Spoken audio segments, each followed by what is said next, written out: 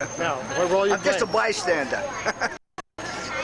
my, A guilty bystander. no, my ship got grounded out there, and I'm just ashore for the evening.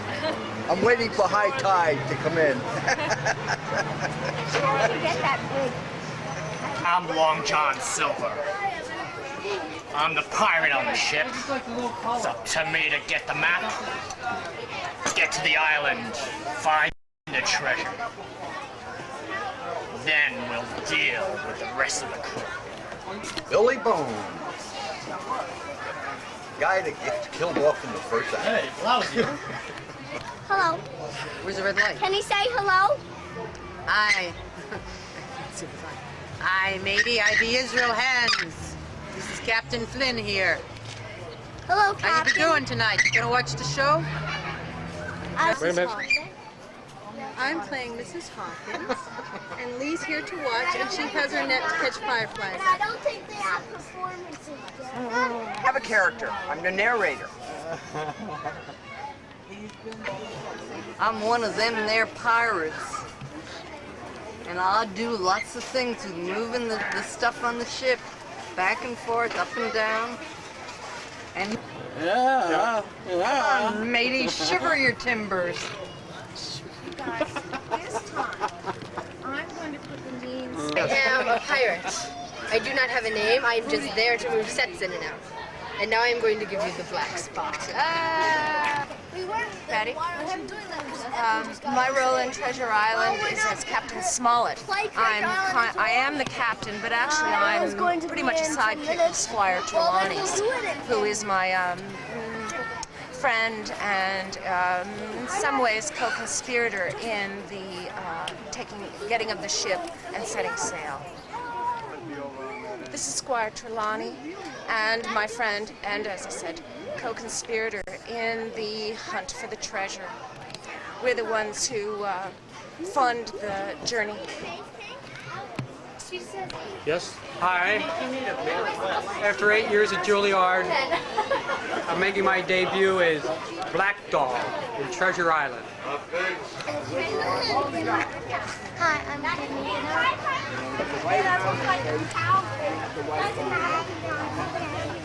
I'm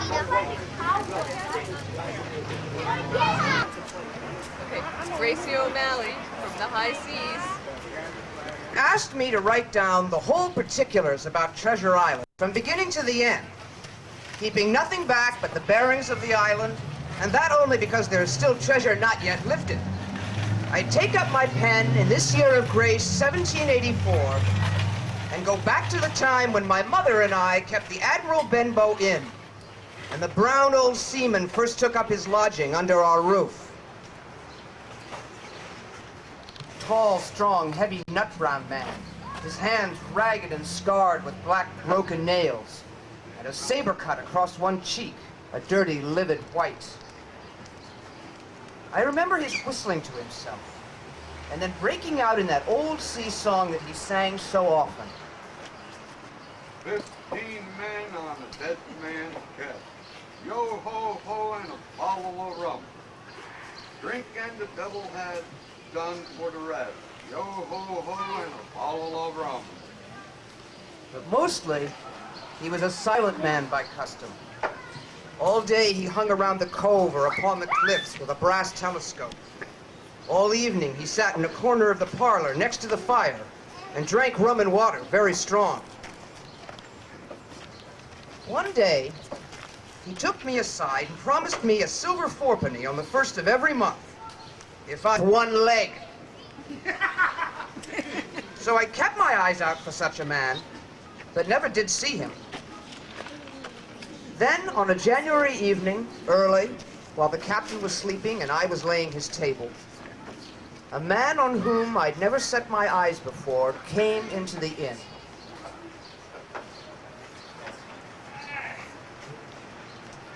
Aye! Come, Billy! You know me, you know your old shipmate, Bill Shirley! Hot dog! Yeah! And who else? Black dog as I ever was. Through the hollow of his hand into the palm of the captain's, which closed upon it instantly. Then the stranger laughed and strode out the door.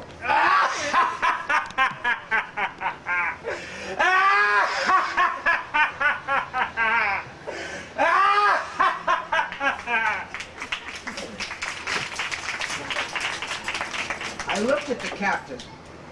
The rum had gone out of him and left him staring sober. The expression on his face was not so much of terror as of mortal sickness. Slowly, he opened his palm. It's the black spot. I'm done for, Jim. There's no escaping this black spot. He put his hand to his throat, and then with a peculiar sound, fell to the floor. I ran to get help, but it was too late. I lost no time in telling my mother all that I knew, and we saw ourselves at once in a difficult and dangerous position. Don't Some of the man's money, if he had any, was certainly due to us, for he paid almost every of the months he stayed at the inn. But it was not likely that our captain's shipmates, above all Black Dog, would be in, and tried to make them out. But it was a long, difficult business, for the coins were of all countries and sizes. Doubloons and louis d'or and guineas and pieces of 8, and I know not what besides, all shaped together at random.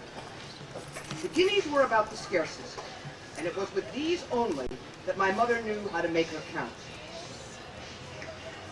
As time wore on, and I became worried that Black Dog and the others would return for their part of the money, and more, I said, "Mother, take what you have and let's be going. I'll take this to square the count." And I picked up an oilskin pass. So we fled the inn and ran by foot to the house of our friend Squire Trelawney, hoping he could tell us what to do. Up with him that evening. But he assured us that anything we could say to him, we could also say to the captain, who might have his own ideas since the story involved seafaring men.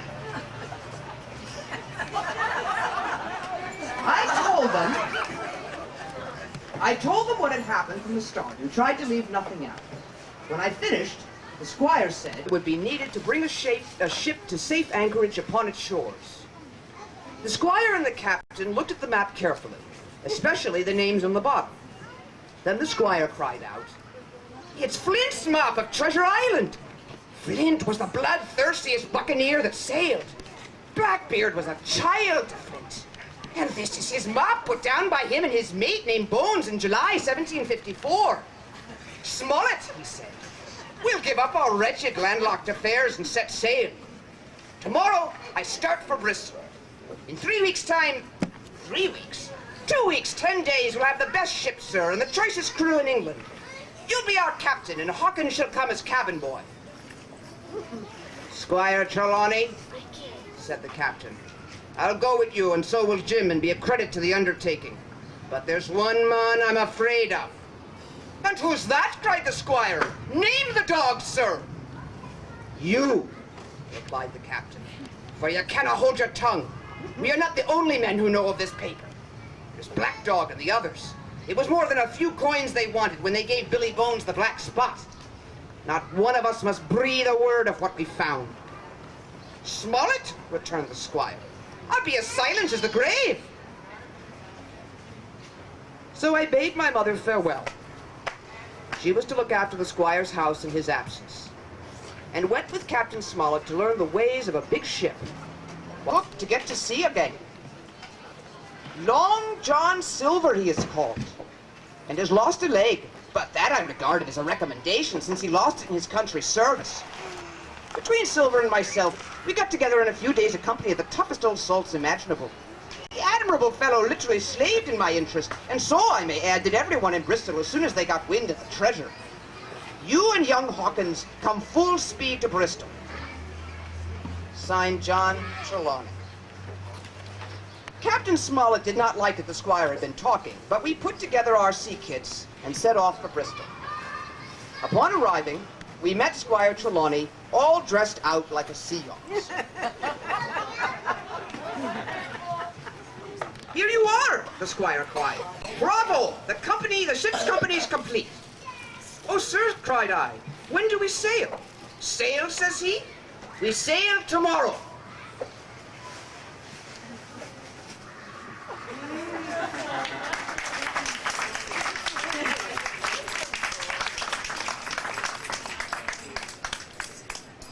Now, to tell you the truth, from the very first mention of Long John in Squire Trelawney's letter, I had taken a fear in my mind that he might prove to be the very one-legged sailor whom I had watched for so long at the old Benbow. But one look at the man before me was enough. I had seen Captain Billy Bones in Black Dog, and I thought I knew what a dead man's chest. Ho, ho, ho, and a bottle of rum. I thought it was because all the crew respected and even obeyed him. He had a way of talking to each and doing everybody some particular service. To me, he was unweariedly kind and always glad to see me in the galley, which he kept as clean as a new pin. Come along, young Hawkins. Come and have a yarn with John. I'll tell you all the news. I'll tell you about fishing. Fishing up those wrecked plate ships. And fishing up 300,000 pieces of eight. Finally, it was about the last day of our outward voyage. Sometime that night, or at the latest before noon of the morrow, we should sight Treasure Island. We were heading south-southwest and had a steady breeze abeam and a quiet sea. The Hispaniola rolled steadily, and everyone was in the bravest spirits because we were now so near an end of the first part of our adventure. Now, just after sundown, when all my work was over, and I was on my way to my berth, it occurred to me that I should like an apple. So I ran on deck. I got bodily into the apple barrel and found there was scarce an apple left. But sitting down there in the dark, what with the sound of the waters and the rocking movement of the ship, I had either fallen asleep or was on the point of doing so, when a heavy man sat down with rather a clash close by. I was just about to jump up when the man began to speak. It was Silver's voice. And before I had heard a dozen words, I would not have shown myself for all the world, but lay there trembling and listening in the extreme of fear and curiosity. For from those dozen words I understood that the lives of all the honest men on board were in danger. Here it is about gentlemen of fortune. They lives rough and they risk swinging. But when they're back from the cruise, it's hundreds of pounds in their pockets instead of farthings. Now me, I saved them. Some here, some there. None's too much anywheres. When I get back from this cruise, I set myself up a gentleman in earnest. I began to understand the meaning of his terms. By a gentleman of fortune, he plainly meant neither more nor less than a common pirate. But then, another voice spoke up. I don't say no, do I? I say when. I had almost enough of that Captain Smollett. He's hazed me enough, by thunder. I want in that cabin. I want their pickles. I want their wine, and that. You want to know when? When? I'll tell you when. The last moment I can manage. That's when. Captain Smollett is a first-class seaman. He sails a bloody ship for us, he does. And that squire, with his map and such. I don't know where it is, do I?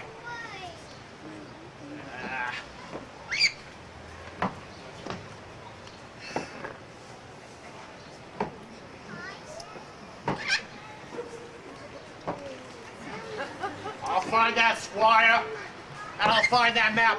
I'll have Captain Smollett sail us back into trades at least. But I know the rest of you. I know what sort you are. I'll deal with them at the island after the treasure's on board. When do we put them athwart? And what do we do with them anyhow? I give my vote. Death. I don't want none of them sea lawyers coming home to roost like they unbidden prayers, like the devil.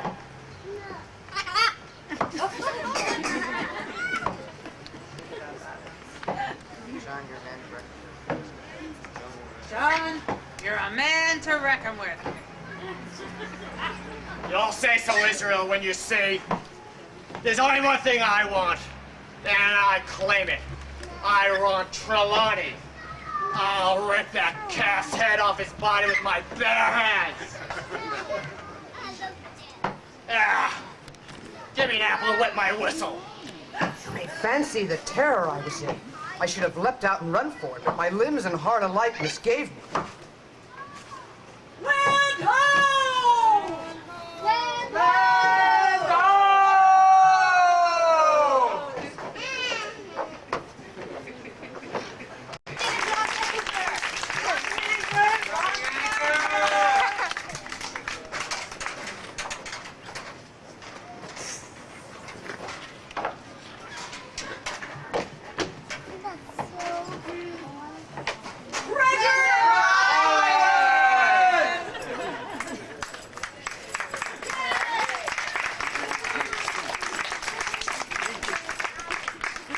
That's as far as I can take you in this tale now. It wearies my soul to go back and relive those adventures, never knowing what was and what wasn't from one day to the next. I guess you can see that I survived what happened on the island, and I'll let you know that the Squire Smollett and that knave Silver did as well. But for all the particulars, peculiar and otherwise, you'll have to look to the tale itself, as put down and published in 1881 by Master Stevenson, working from these notes of mine. And now, I think we should give a hand to our cast and crew, and then see if Silver and young Jim, with the help of any young buccaneers, can use the map Silver has to find the treasure still buried on the island.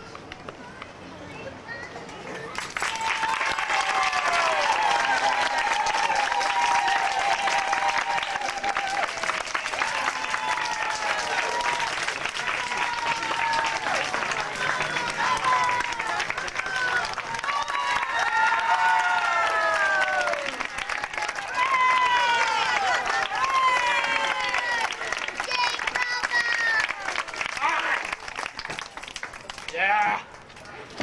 The map's here somewhere. No, it's not. It's back in the Scully Galley. On top. Because we're going to go treasure hunt. All right. And I want all you little scallywags to come along. Now, there's a pirate phrase. And it means that you're all shares and shares alike. So I want you all, when we're out there looking for the treasure, we're out there looking for the treasure. I want you all to say this. Booty means duty. All right, kids, get them up here. Let's get these boys.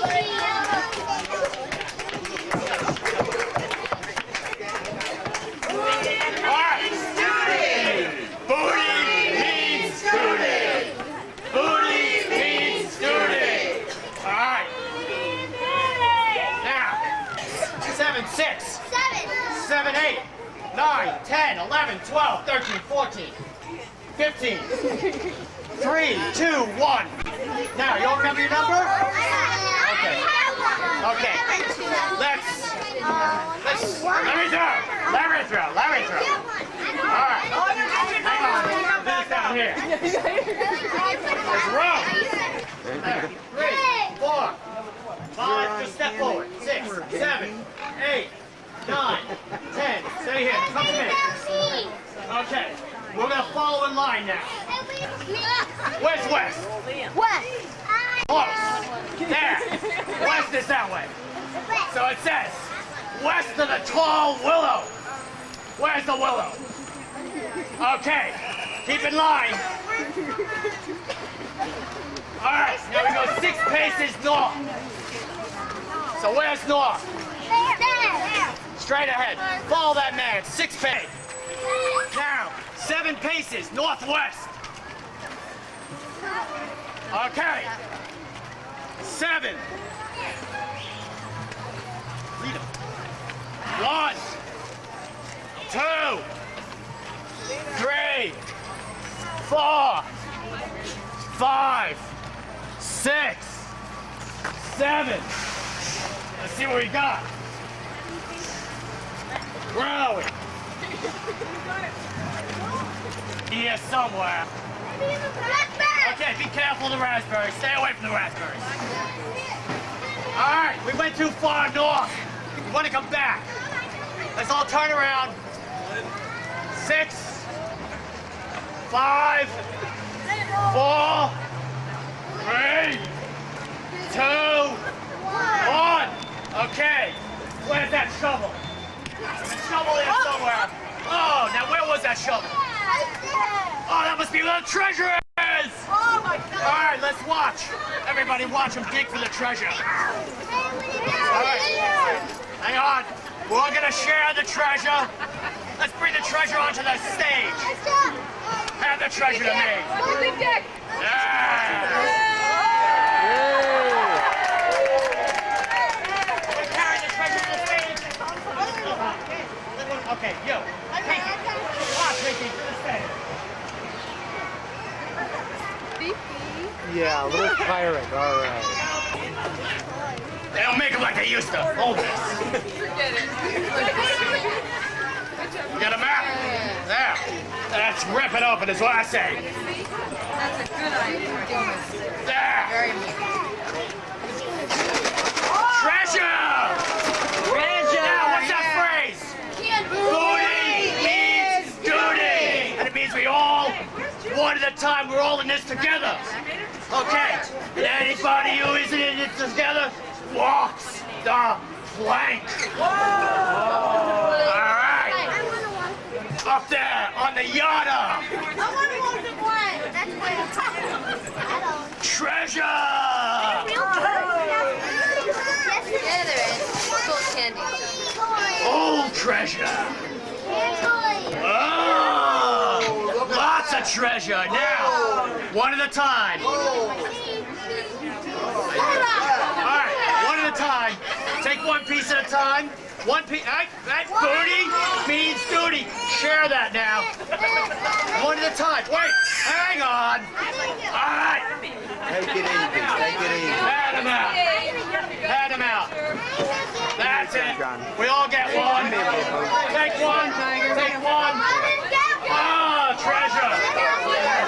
Okay, one. One. There you go. There you go. Okay. Over here. Over here, John. Little one's here. Hey, John. Oh, John Silver, over here.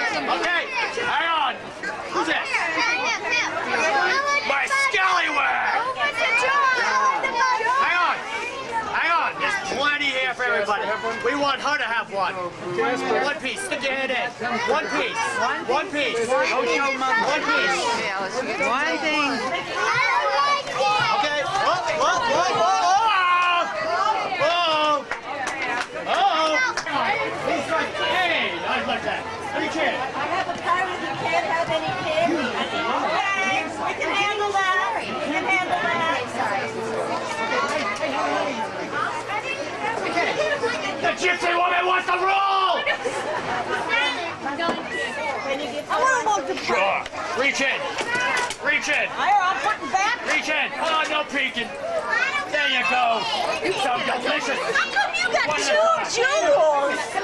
You're lucky. This one glows in the dark, too. I think you have some. Okay, I think she needs some. Let's go. Reach in. One at a Show me time. to the camera. One at a time. One at a time. Good. You guys think she was big? I think she's... Got a candy? Only one. Only one. Only one. Only one. Okay. Only one. Mike just isn't convincing here. Good. Candy. Thank you. Okay. He needs one.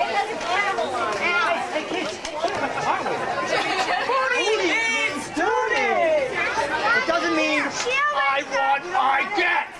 I'm in a captain here. No, you're not.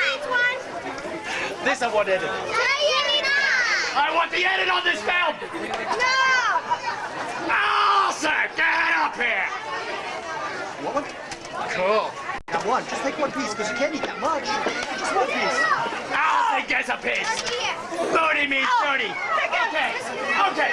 Get. You got. I want you to give that to her. No. Well. Do I get one? Give me a piece. You want one piece? Strasbourg. Okay. Right, look here. You're here. You missed the show. Tell me what time it started at. Fine. Well, go get yourself a piece of treasure. Yeah. Perfect, man. Long John Silver's gonna set him up a gentleman. He's getting his treasure. Fine. Point of candy. In the apple bag. Candy. Can't believe it went so fast.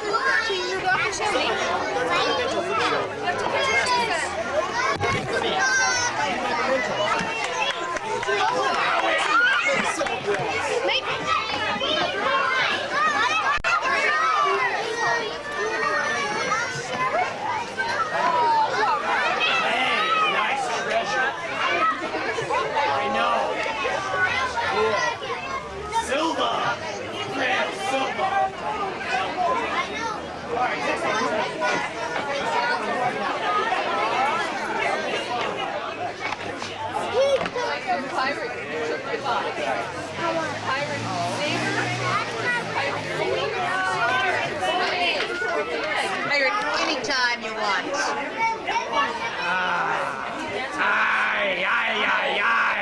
So you're shipped down to Mexico. You got the punch set up? Which bodega has the... This one.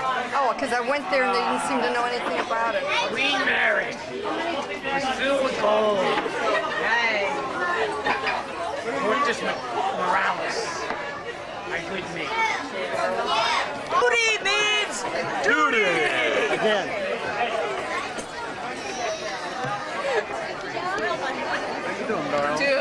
Good. Excellent performance. Thank you very much. Watch out for that that black spot.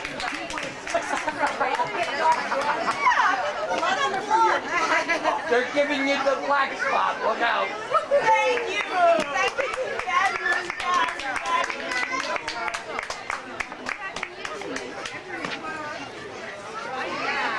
How does it feel having directed one more event, Connie? Well, I can't wait to see it, of course. It turns out it was pretty short. The dress rehearsal dragged on forever, but... What's with the money, Connie? Well, we're having a little cast party now that Chloe's finally unlocked the event shed. Oh, thanks. All done. Oh, great. I hope they're okay. No, just what I want is a close-up. Yeah, You're so sweet. I know. Don't miss the sweat. Piratical sweat. I'm very proud.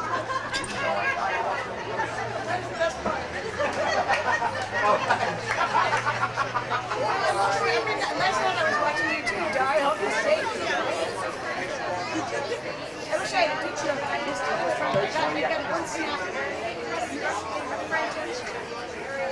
When going off the that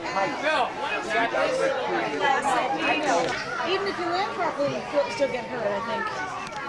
But after so many years of rolling off so many chairs,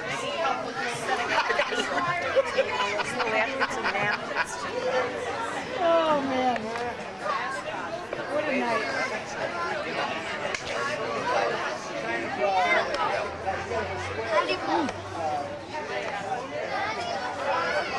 all right, when Mommy gets back, we'll get some. She's ready for sleep, I think. She's had an exhausting performance. Glad to have you aboard.